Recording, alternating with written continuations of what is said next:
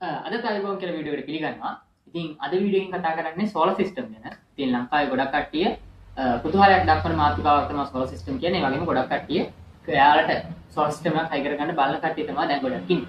ඉතින් අද වීඩියෝ අපි ස්පෙෂලි කතා කරන්නේ ඔන් ග්‍රිඩ් සිස්ටම් ගැන. ඒ කියන්නේ අපි අද කතා කරන්නේ බැංක් ලෝන් එකක් අරගෙන ඔන් ග්‍රිඩ් සිස්ටම් එකක් ගැහුවොත් ඔයාට ඒකේ ඇත්තටම වාසියක් තියෙනවද එහෙම නැත්නම් ඔයා තවත් අමාරු වෙටනවද කියන එක.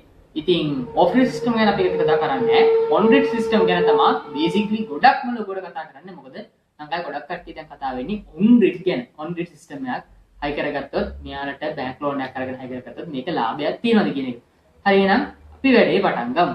ඉතින් වීඩියෝ පටන් ගන්න ඉස්සෙල්ලාම අපි අද පොඩ්ඩක් කතා කරනවා ඔෆ් ග්‍රිඩ් සහ ඔන් ග්‍රිඩ් කියන්නේ මොකක්ද කියන එක. මේක දන්නේ නැති කට්ටිය ඉන්න පුළුවන්. ඔෆ් ග්‍රිඩ් සිස්ටම් එකක් කියන්නේ ඔයාගේ හදන කරන්ට් එකකින් නැත්නම් ඔයා නිපදවන නම් කරන්ට් එකක් මේ කරන්ට් එක ඔයාම තමයි පාවිච්චි කරන්නේ. වෙන කවුරුත් පාවිච්චි කරන්නේ නැහැ. ඔයා විසින්ම ඔයා හදන කරන්ට් එක පාවිච්චි කරනවා. ඉතින් මේ විදිහට ඔයා කරන්ට් එක පාවිච්චි කරලා ඔයා ගෙදර ලයිට් බිල අඩු කරගන්න පුළුවන්. නමුත් ඔයා වැඩිපුර හදනවා නම් කරන්ට් එක ඒක ග්‍රිඩ් එකට දීලා එක්ක ඒකට CEB එකට විකුණලා ඔයාට අදාළ මුදලක් ලබා ගන්න හැකියාවක් නැහැ. මොකද ඔයා හදන කරන්ට් එක ඔයාම තමයි පාවිච්චි කරන්නේ. මේකේදී ඔයා බැටරි බෑකප් සිස්ටම් එකක් සහ ඉන්වර්ටර් එකක් යූස් කරලා ඔෆ් ග්‍රිඩ් ඉන්වර්ටර් එකක් පාවිච්චි කරලා ඔයා හදන කරන්ට් එක ඔයාම පාවිච්චි කරනවා. ඉතින් මේක තමයි ඔන් ග්‍රිඩ් සිස්ටම් එකක් කියලා.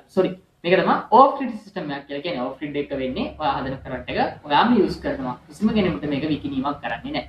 ඉතින් මේකේ අනිත් දේ තමයි ඔන් ග්‍රිඩ් සිස්ටම් එක. හරි ඉතින් අපි දැන් යමු ඔන් ග්‍රිඩ් සිස්ටම් එකකට. ඔන් ග්‍රිඩ් සිස්ටම් එකක් වැඩ කරන්නේ ඔයා හදන කරන්ට් එක CEB එකට විකිණීමෙන්. ඉතින් CEB එකට විකුණන්නේ මේකේ වගේ බැටරි බෑකප් එකක් පාවිච්චි වෙන්නේ නැහැ. ඔන් ග්‍රිඩ් ඔයාගේ පැනල් එක හයි PV පැනල් සිස්ටම් එකක් වෙනවා. ඒ වගේම තමයි ඔයා හදන කරන්ට් එක සම්පූර්ණයෙන්ම ඔන් ග්‍රිඩ් ඉන්වර්ටර් එකට දෙනවා. ඉතින් මෙතන ඔන් ග්‍රිඩ් ඉන්වර්ටර්ස් වල හොඳ තමයි ඔන් ග්‍රිඩ් ඉන්වර්ටර්ස් වල බැටරි පාවිච්චි වෙන්නේ නැහැ. ඉතින් කෙලින්ම ඉන්වර්ටර් එකෙන් තමයි ඉලෙක්ට්‍රිසිටි එක හදන්නේ. මේ හදන ඉලෙක්ට්‍රිසිටි එක ග්‍රිඩ් එකට විකුණලා ඒ මුදල් තමයි ඔයාට හම්බෙන්නේ. ඕක තමයි ඔන් ග්‍රිඩ් සිස්ටම් එක. ඉතින් මම ඔයාලට කලින් කිව්වා මේ වීඩියෝ එක තනිකරම අපි කතා කරන්නේ ඔන් ග්‍රිඩ් ගැන සහ ඔන් ග්‍රිඩ් සිස්ටම් ගැන. මොකද ලංකාවේ ගොඩක් ප්‍රසිද්ධ ඔන් ග්‍රිඩ් සිස්ටම් නිසා. ඉතින් ඔන් ග්‍රිඩ් සිස්ටම් එකකට යද්දී අපි අද උදාහරණයක් ගන්න අපි හැම කිලෝවොට් ගන්නම කතා කරන්න වෙලා නැහැ. අපි උදාහරණයක් ගන්නවා 20 කිලෝවොට් සිස්ටම් එකක්. 20 කිලෝවොට් සිස්ටම් එකකින් තමයි අද අපි වීඩියෝ එක ඩෙමොන්ස්ට්‍රේට් කරන්නේ. කියන්නේ අපි වීඩියෝ එක සුරාටම කතා කරන්නේ 20 කිලෝවොට් සිස්ටම් එකකට අදාළ ගණන්.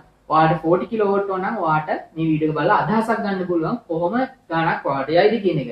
ඉතින් ඔයා 20 කිලෝවොට් සිස්ටම් එකක් ගද්දී CEB එකත් එක්ක ඇග්‍රීමන්ට් එකක් සයින් කරන්න ඕනේ. මේ සයින් කරද්දී මේක විදි 3කට ඔයාට සයින් කරන්න පුළුවන්. net metering, net accounting, net plus. net metering කියන්නේ ඔයා හදන ඉන්ෂුර් එක්ස්ට්‍රා ඩේට් එක තමයි හම්බෙන්නේ. ක්‍රෙඩිට් හම්බ වෙනකොට ඒක හදන එක්ස්ට්‍රා net එක.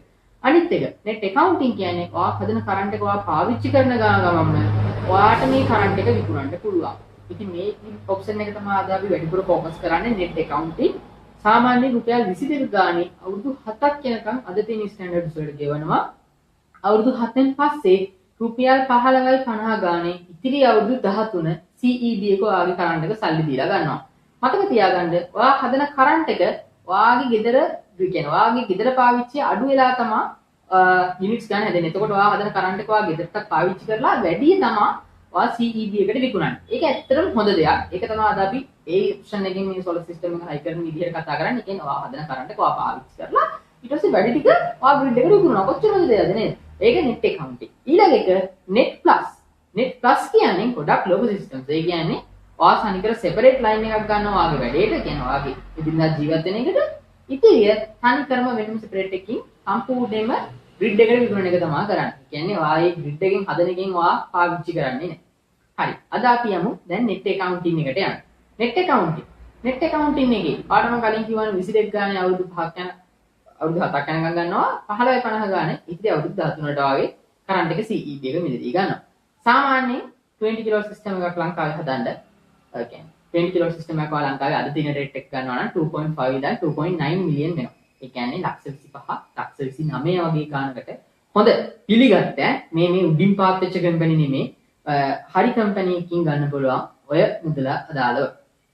ඉතින් සාමාන්‍යයෙන් 20 කිලෝ සිස්ටම් එක මාසෙකට ජෙනරේට් කරන්න පුළුවන් මැක්සිමම් නෙමෙයි ඇවරේජ් 2600 කිලෝවොට් 2800 කිලෝවොට් 2600ක් කිලෝවොට් වෙන්න පුළුවන් 2800ක් කිලෝවොට් ඔය දෙක අතර ගානක් තමයි ඔයාලා 20 කිලෝ සිස්ටම් එකකින් හදන්න වෙන්නේ. ඉතින් අපි දැන් තාම සිස්ටම් එක අවුරුදු 7ක් ගිහිල්ලා නැහැ නේද? අපි 22න් වැඩි කරලා බලමු. 2800 22කින් වැඩි වුණා 2800 ඇවරේජ් එක. සාමාන්‍යයෙන් ලංකාවේ 2800ක් විතර කිලෝවොට් හදාගන්න පුළුවන්. ඔය කියන්නේ 20 කිලෝවොට් සිස්ටම් එක මාසෙට. ඉතින් 2800 කිලෝවොට් 22කින් වැඩි වුණාම ඔයාට 61600ක් වගේ මුදලක් ගන්න පුළුවන් මාසෙට. ඒ කියන්නේ රුපියල් 61600ක් මාසික ඉන්කම් එකක් ගන්න පුළුවන් 20 කිලෝවොට් සිස්ටම් එක. අපි 61600 12න් වැඩි කරොත් එහෙම 7,39,000. ඒ කියන්නේ 7,40,000 කියන රුපියල් 10 වැඩ නේ. 7,40,000ක් ගන්න පුළුවන් අවුරුද්දකට 20 කිලෝවොට් සිස්ටම් එකකින් 7,40,000 අවුරුද්දටම. අපි දැන් සාමාන්‍යයෙන් ඔන්න දැන් අපි දැන් බලනවා මේ සිස්ටම් එක 2.9 2.6 කියන්නේ 2.9 මිලියන් කියන. ඒතකොට මේක කවර් වෙන්න කොච්චර දවසක් යනවද? සාමාන්‍යයෙන් අවුරුදු 3මාරක් 4ක් යද්දී ඔයා දාපු ඉන්වෙස්ට්මන්ට් එක කවර් වෙලා ඉවරයි. ඒ කියන්නේ ඔයා දැන් දාපු ලක්ෂ 29 සම්පූර්ණයෙන් කවර් වෙලා ඉවරයි. ඔයාගේ 20 කිලෝවොට් බහුල දෙන සිස්ටම් එකෙන් අවුරුදු 3මාර 4 ගානකින් මේක සම්පූර්ණයෙන්ම ගෙවලා ඉවරයි.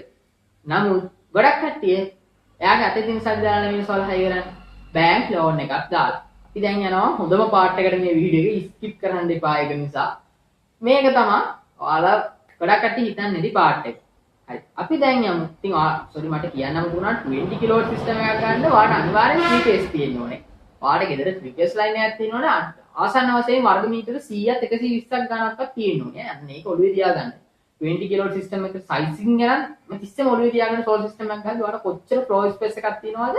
ඔයාට කොච්චර කියන්නේ 3 phase ඉලෙක්ට්‍රිසිටි සප්ලයි එක කොහොමද තියෙන්නේ කියන එක. ඉතින් ඔයාට අසලින් 3 phase තියෙන්න ඕනේ.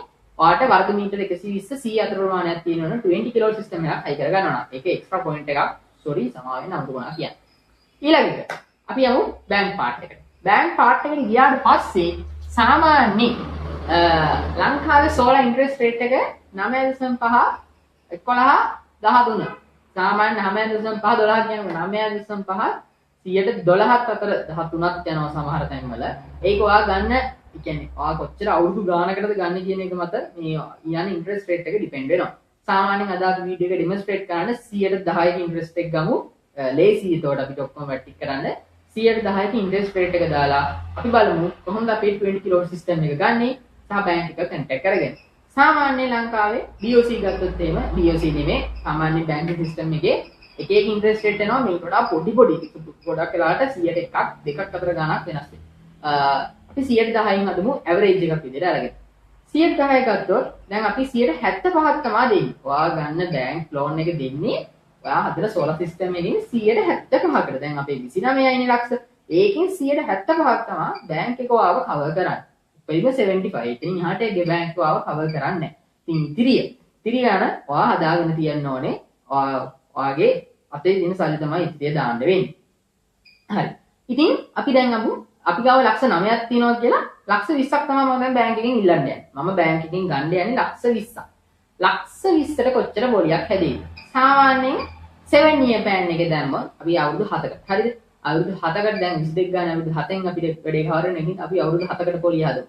අවුරුදු 7කට ලක්ෂ 20ට 110 ගන්න පොලිය ගත්තොත් අවුරුද්දට මාස කියන්නේ ඉයර්ලි පොලිය වෙන්නේ ලක්ෂ 2ක්. ලක්ෂ 2ක පොලිය තමයි වාට අවුරුදු 7ටම එක අවුරුද්දකට ලක්ෂ 2ක පොලියක් හැදෙනවා. මොකද 110ක පොලියට ලක්ෂ 20ක් ගන්න. සරලයි ලක්ෂ 2යි. ලක්ෂ 2යි අවුරුදු 7යි. අවුරුදු 7ක ලක්ෂ 14යි. ඔන්න පොලිය ලක්ෂ 14ක් තියෙනවා. මේ අවුරුදු 7ට පොලිය කීයද? ලක්ෂ 14යි. අවුරුදු 4ට කීයද පොලිය? ලක්ෂ 14යි. එතකොට වා සම්පූර්ණ ලෝන් එක රීපේ කරද්දී එහෙම නැත්නම් බැංක් එකට වා ගත්ත ලක්ෂ 20යි ගෙවද්දී ලක්ෂ 34ක් වගේ මුදලක් 3.4 මිලියන් වගේ ගාණක් ගෙවලා තියෙනවා. සම්පූර්ණ ලක්ෂ 20ට ලක්ෂ 14ක් පොලිය ගෙවලා තියෙනවා. කියන්නේ 100ට 10යි. මේක වෙනස් වෙන්න පුළුවන්. කමෙන්ට් දාන්න එපා. දන්න මගුලක් නැහැ කීකී. 100ට 10 පොලියෙන් තමයි අද අපි ඇවරේජ් එක විදියට කතා කරන්නේ. ඒ කියන්නේ ලක්ෂ 14ක වගේ පොලියක් සෙට් වෙනවා අවුරුදු 7ක. ඔය අවුරුදු 10ට දැම්මොත් එහෙම මේක කියන්නේ පොලිය අවුරුදු 7 නැතුව අවුරුදු 10කට ලෝන් එක ඩික් කරගත්තොත් ලක්ෂ 20ක් වගේ මුදලක් වෙන්න පුළුවන් ඔයාගේ පොලිය අලවන. කියන්නේ පොලිය විතරයි. ඉතින් පුළුවන් තරම් කලින් ඔයා මේ ලෝන් එක ගත්තොත් පේමන්ට් කරන්න පුළුවන් තරම් කලින් ඉවර කරගන්නකොට ඔයාට මේක වාසි. ඕන දෙයක් බඩුවක් ගත්තත් එහෙම තමයි ගෙවන්න ඉන්ස්ටෝල්මන්ට් දාලා කලින් ගෙවන තරමට ඔයාට වාසි. ඒක නිසා පුළුවන් තරම් කලින් ගෙවන්න. ඉතින් ඒකට ලක්ෂ මොනවද කියන්නේ ලක්ෂ 10 20ක් ගත්තොත් අවුරුදු 4 ලක්ෂ 14ක් සෙට් වෙනවා. අවුරුදු 10කට ගත්තොත් ලක්ෂ 20ක් විතර පොලියක් සෙට් වෙනවා. මොකද ලක්ෂ 2 ගානේ මාසෙට. එතකොට ලක්ෂ 34ක් වා සම්පූර්ණයෙන් බැංක් එකට රීපේ කරන අවුරුදු 7 අවසානයේ. දැන් ඔයාලට හිතෙන්න පුළුවන් ලක්ෂ 34න්නේ දැන්. එතකොට ලක්ෂ 14ම බැංකුවට පොලික් ගෙවනවා. සෝලර් සිස්ටම් එකට වාතෙන් ඉස්සර ලක්ෂ 9ක් දාලා තියෙනවා. හරි කමන්නේ කවර් කරගෙන ඇඳන් යනවා. එතකොට අපි අර කලින් කතා කරපු අවුරුදු 4 රීපේ වෙන amount එක අවුරුදු 5 6 වගේ දාන්න වෙනවා. සිස්ටම් එක අවුරුදු 5මාරක් විතර දාන්න වෙනවා. සම්පූර්ණයෙන් ඔන්න දැන් රීපේ කරලා ඉවරෙද්දී අවුරුදු 5ක් විතර දාන්න කියන අවුරුදු 5ක් විතර යනවා. කලින් 3මාර 4 දැන් මෙහෙම බෑ. අවුරුදු 5මාරක් 4 ගානක් දාන්න වෙනවා. වාගේ ලෝන් එක සම්පූර්ණයෙන් රීපේ කරලා කියන්නේ බෑ.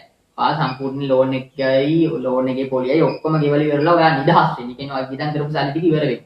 ඊට පස්සේ තමයි ඔයාලට ප්‍රොෆිට් හම්බෙන්නේ. අවුරුදු 5ක් 4 ගානකින් තමයි ඔයාලට දැන් මේ සිස්ටම් එක බැංක් ලෝන් අතේ තියෙන සල්ලි දාලා නෙමෙයි බැංක් ලෝන් එකක් ගහලා ගවුවොත් එimhe ඔයාලට ප්‍රොෆිට් හම්බෙන්නේ. සෝලර් සිස්ටම්ස් වල තියෙන අමාරුම දේ තමයි දැන් කතා කරන්න යන්නේ. ඔව් ඔයාලට සෝලර් සිස්ටම් එකකින් ප්‍රොෆිට් එකක් ගන්න පුළුවන්. ඔයාලට කන්සිස්ටන්සි කරන්ට් එක ගන්න පුළුවන්. නමුත් ප්‍රශ්නේ තියෙන්නේ මේ හැදෙන ප්‍රොෆිට් එක හැදෙන්නේ අවුරුදු 5ක් විතර පස්සේ. ඒක හතකම් ඔයා බැංක් බැංක් ලෝන් දාලා ගත්තොත් බැංක් එකට වාරිකේ මන්ත්ලි පේමන්ට් එක දාන්න ඕන. හරිද? ඒක දාන්නේ නැත්නම් ඔයාලට දෙන ප්‍රශ්නයක් වෙනවා.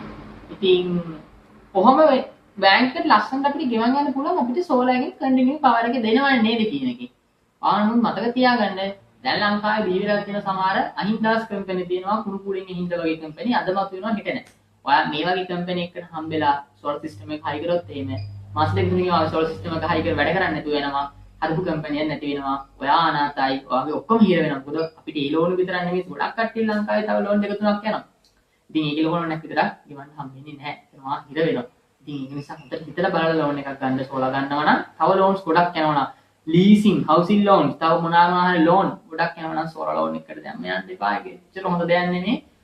මොකද ඒක නිකන් සූදුවක් වගේ තමයි අපි සෝලා සිස්ටම් එක මත ඩිපෙන්ඩ් වෙනවා. ඒ කියන්නේ වාගේ ලෝන් එක රීපේ කරන සාධකේ තමයි සෝලා සිස්ටම් එක.